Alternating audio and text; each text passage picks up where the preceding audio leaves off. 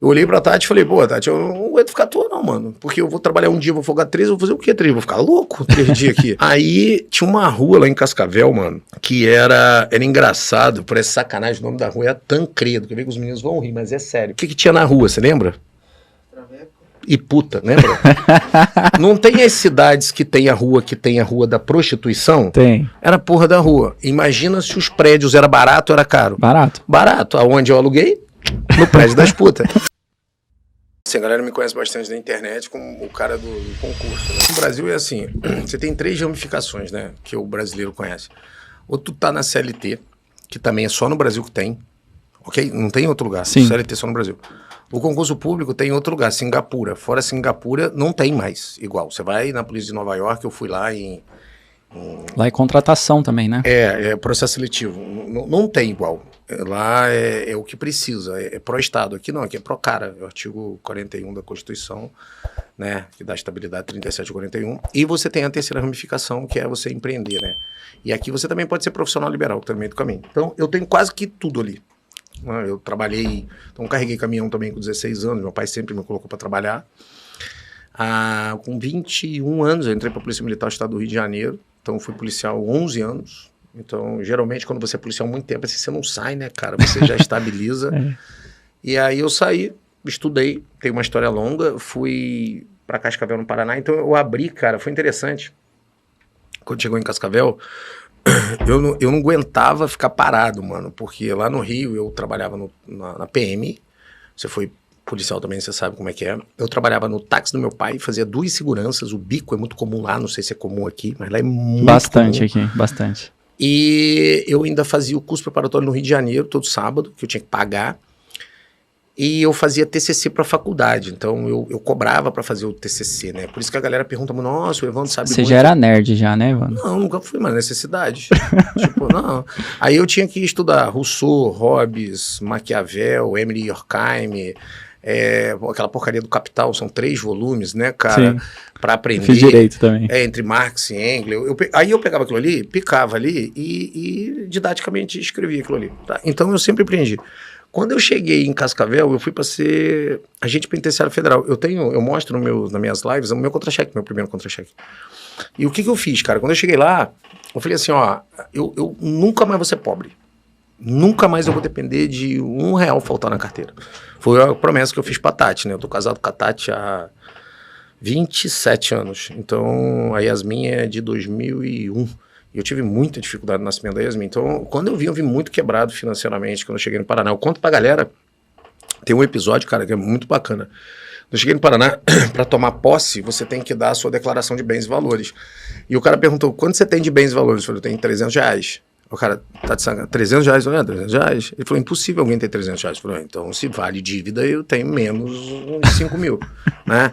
Porque eu vendi meu carro que eu tinha por R$800.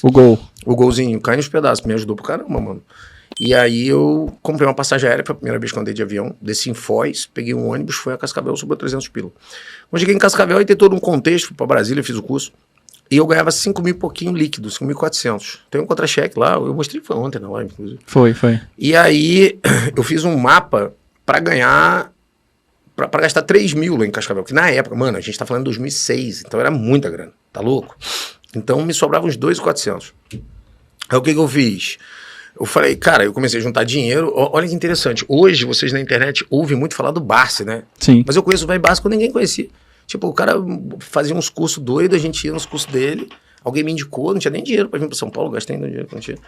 E aí eu ouvia, a primeira vez que eu ouvi a frase, cara, compre ação preferencial de empresas sólidas que geram dividendos, olhando o equity da companhia, endividamento dela, e nunca venda independente do preço. O que vale é a quantidade de ação, não o valor da ação, porque ela cai e sobe, e a quantidade. Aí eu comecei a gostar desse negócio, isso lá em 2006. Aí quando começou 2007, até o avião da TAM que bateu aqui em São Paulo, você lembra? Lembro. Então, eu tava indo pra missão no Espírito Santo, eu ganhava diária. E na hora que passou direto, eu tava no aeroporto e eu tava no site do Banco do Brasil comprando ação da Petrobras e da Vale. Com dinheiro que eu tinha recebido da missão, né? Que eu não gastava nada, assim, eu só gastava aquele pequeno núcleo ali e guardava o resto. E aí, mas aí eu comecei a fazer conta, eu falei, pô, mano, vai demorar pra caramba pra juntar dinheiro aqui. Né? Porque você fica trabalhando, tem Sim. um tanto, você tem que juntar. Você faz aquela conta, né? Juros compostos, se eu juntar isso aqui... Então Mas eu nem fazia longo prazo, não. Eu já estava feliz porque pela primeira vez eu tinha salário, eu consegui organizar. Tanto que hoje eu ensino plano orçamentário para empresas e ensino plano orçamentário para pessoa. Eu posso pegar a sua conta da sua esposa e eu conserto a sua vida pro resto da eternidade. Nunca mais dá errado. Só se você fizer merda. Aí dá errado. Mas da perspectiva que eu coloco, ele não dá errado. Aí, resultado... Eu olhei pra Tati e falei, pô, Tati, eu não aguento ficar à toa não, mano. Porque eu vou trabalhar um dia, vou folgar 3, eu vou fazer o quê 3? Vou ficar louco 3 dias aqui. Aí tinha uma rua lá em Cascavel, mano, que era engraçado, por essa sacanagem, o nome da rua é Tancredo, que eu vi que os meninos vão rir, mas é sério. O que tinha na rua, você lembra? E puta, lembra? Não tem as cidades que tem a rua da prostituição? Tem. Era a porra da rua. Imagina se os prédios era barato ou era caro. Barato. Barato. Aonde eu aluguei? No prédio das putas. Resultado, eu aluguei um prédio onde era uma loja de colchão, mano. Cismei de dar aula. Aí chamei um amigo meu, que era o Daniel Sena. Bom, eu gosto dele pra caramba, eu acho que ele tá em Portugal agora. Eu lembro dele. Eu falei, mano, vamos dar aula. Ele falou, aula? Não sei dar aula. Eu falei, você não sabe. Eu já sabia, eu dava aula lá do Rio de Janeiro, né? Desde 2003. Porque como eu não tinha dinheiro pra pagar o curso, eu perguntava dando aula. E aí eu falei, cara, vamos lá, eu sei dar aula de direito administrativo. Aí ele dava aula de direito constitucional, porque direito constitucional qualquer um dá aula. Não é difícil, assim. É uma matéria muito antiga, muda pouco, né? Ah, pelo amor de Deus, você chega lá, olha, todos são iguais perante a lei, garantindo aos brasileiros e aos estrangeiros residentes no país, a inviolabilidade do direito à vida, segurança, propriedade e igualdade nos termos da lei. Todo mundo gosta, assim. Aí você grava ali os 70, 80 artigos, só falar sem ler, todo mundo acredita que você sabe. Não tem muito mistério. E eu falei, ó, você vai dar aula de direito constitucional. Aí eu montei o esquema de aula dele e mano, peguei na penitenciária, não podia, mas aí eu peguei na penitenciária federal, botei o fuzil nas costas, a farda era preta, tirei algumas fotos, né, e olha que interessante, não tinha o iPhone, eu tirei foto com aquele Nokia, lembra? A foto era ruim. Lembra do Nokia? Lembro. Aí não deu pra fazer panfleto, aí eu tive que arrumar uma câmera. Um normal câmera, aí tirei umas fotos assim, meio de selfie, fiz uns panfletos lá e abri um curso preparatório lá. Isso foi o quê? Final de 2007. Só que aí, cara, depois que a gente abriu, eu descobri uma coisa legal. Formato nosso lá no FPN. Igualzinho. Eu descobri que não tinha nada. Não tinha quem atendesse, não tinha quem limpava, não tinha... Era o eu preso. Financeiro, não tinha nada. E tinha 2 professores. Aí, qual era a minha ideia? Eu falei, bem, eu vou começar a dar aula de direito administrativo, o Daniel dá aula de direito constitucional, e com o tempo os professores vão chegando. Só que lá ninguém estudava, então não tinha professor. Aí eu falei, então eu vou dar aula. Aí eu dei aula de administrativo, depois dei aula de penal, depois dei aula de processo penal, depois de leis, depois eu dei aula de administração, economia, contabilidade, trânsito, português, informática, sociológico, matemática, geopolítica. Tudo. Mano, mas não é difícil. Sabe por que não é difícil?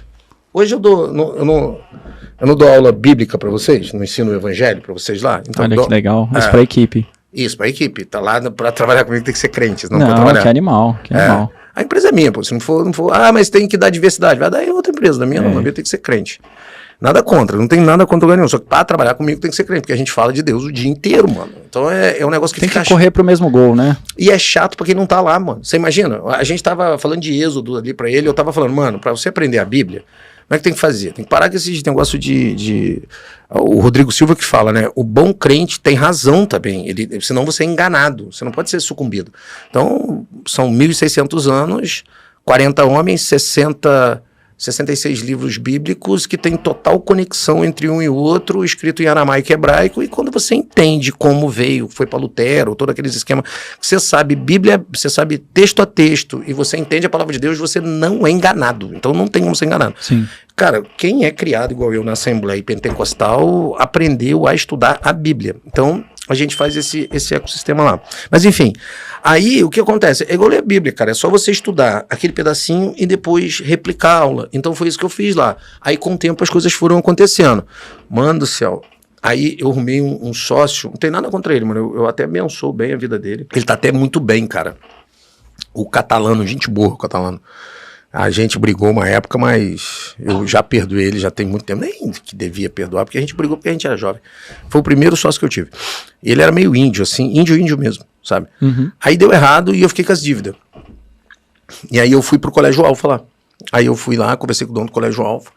Aí a gente começou a tocar. E aí como os colégios eram grandes, cara, muito maneiro. Tipo, porque eu tava num lugar que já tinha muito aluno. Porque eu falo bem, eu chamo bastante aluno, fazia minhas mídias. Mas quando a gente foi pro colégio de referência lá, mano, ficou maneiro pro caramba. Aí eu aprendi sobre empreendedorismo. O Alfa, então, já existia. Sim. E aí você se integrou ao Colégio Alfa na parte de concursos públicos. Sim, o Alfa existia há 40 anos. Aí eu entrei porque no contraturno sobrava sala. E eu tava explicando pros caras, eu falei, mano, isso aqui tem uma ponta de iceberg grande, isso aqui é um business grande. Você tá perdendo dinheiro, né? Tá perdendo dinheiro? Porque explicar o que acontece, assim, as pessoas, eles falam sobre os temas sem entender o tema. A gente tem 26 estados, o Distrito Federal e mais de 5.500 municípios. Beleza? Nós não somos uma federação igual aos Estados Unidos, não tem independência os estados, nós somos uma confederação muito louca e maluca. Complexa, É como se a União fosse um prefeitão. Tanto que os estados e municípios não se autossustentam, ela precisa do dinheiro da União. E tudo precisa de servidor público, faz parte do show, tá? Aí eu explico para todo mundo o ecossistema de como funciona. E aí eles falaram, o business é bom. É bom.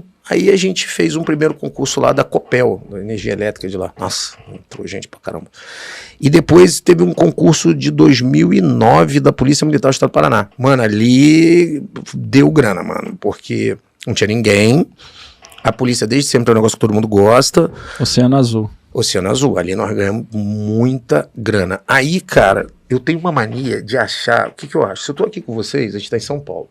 Eu sempre acho que a gente está para trás, porque existe o terceiro mundo, que é a África subsaariana, o segundo mundo, que a gente fala que é país em desenvolvimento, que somos nós, né? E os países de primeiro mundo.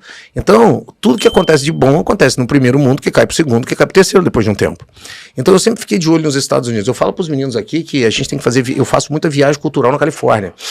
O que é isso? Você vai para São Francisco e sai andando lá nas startupzinhas lá, nos coworks, porra, participa dos meetups. Meetups são encontros de... Tipo uma rodada de negócio. Sim, eu vi o Vivino nascer lá, pô. A Wine nascer lá. Caramba. O aplicativo do Banco do Brasil. Na época não tinha aplicativo, tá? O aplicativo foi nascer em 2012, 13, que começou a nascer aqui. Não tinha essas coisas. E aí eu vi uma transmissão de Harvard, cara. Aí eu parei e falei, putz, mano, tá transmitindo pela internet. E a internet... É porque, como você... Tem quantos anos, bro? Muito novo, tem 21 anos, não vai lembrar nada do que eu tô falando, é geração... Putz, isso foi o quê? 2005, né? Não, isso foi 2009. 9? Porra, quando você viu uma transmissão pela web, o YouTube começou em outubro de 2006, ok? Chegou no Brasil em 2007. Ninguém tinha popularidade, nem youtubers existia, e não existia nada, assim. E eles estavam falando em transmissão ao vivo de Harvard. Eu falei, pô, de uma hora vai dar pra fazer essa merda dessa transmissão ao vivo. Aí o que eu fiz? Não sabia como fazer, não tinha noção, e a transmissão era DSL, aquelas Velox. Tem. Beleza, não dava pra fazer nada. Aí eu falei, como eu não consigo fazer aqui, eu vou abrir pelo menos um estúdio e vou gravar. E aí não tinha essas câmeras pequenas, celular, o iPhone não existia ainda, pô. Esquece o iPhone, não tinha iPhone, o que mandava era Nokia, aquelas Nokia de flip, lembra? Lembro. E aí eu comecei a gravar e a sistemática hoje, que você vê 5 blocos de meia hora, foi eu criei, pô. Antigamente todo mundo queria, no início, queria transmitir, 2 anos depois, 2010, eles queriam transmitir em 2 horas e meia. E aí eu montei um estúdio. Mas eu não fui o primeiro a montar a plataforma. O primeiro a montar uma plataforma foi putz, cara, de Recife. Me fugiu o nome agora. Meu amigo, inclusive, fugiu o nome dele. É concurso também? Não, foi do SER. Foi o SER. Não, tinha plataforma de outras coisas. De concurso não existia. O mercado de concurso era o ponto dos concursos. Eu lembro. Que era a galera são gente boa pra caramba, que só vendia PDF, porque não tinha como vender aula. Comprei, muitos. Então, não tinha como vender aula, tá? E a Academia do Concurso Público. E era Damásio e LFG. Que inclusive me dava bem com os dois, né? E aí, cara, eu vi o cara abrir uma plataforma, eu vou abrir uma plataforma também. Aí eu não tinha dinheiro, a gente mandou eu vi ele abriu a plataforma, ali embaixo tinha um buy, alguma coisa. Aí entrei em contato com a empresa, era lá em Recife, construímos um monstrengo e começamos a vender. A primeira transmissão subiu então em 2009? Não, transmissão ao vivo não existia em 2009. Não, eu falo hospedagem, né, as aulas. Janeiro de 2010.